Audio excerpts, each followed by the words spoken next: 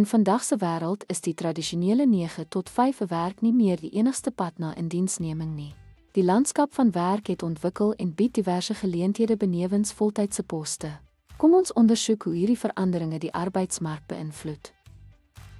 Nie-standaard werknemers is diegene wat nie by die tradisionele model van permanente, voltydse werknemers pas nie.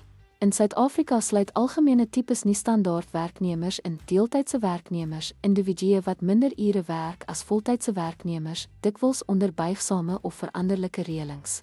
Vaste termynwerknemers, werknemers wat vir 'n spesifieke tydperk of vir die duur van 'n spesifieke projek aangestel is.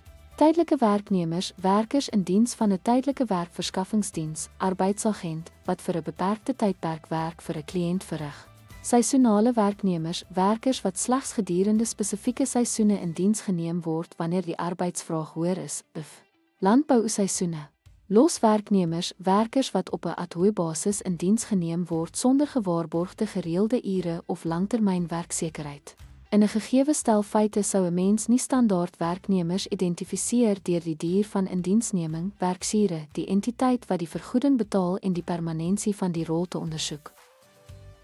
Ten slotte sluit nie standaard werknemers deeltydse, tydelike, vaste termyn, seisonale en informele werkers in.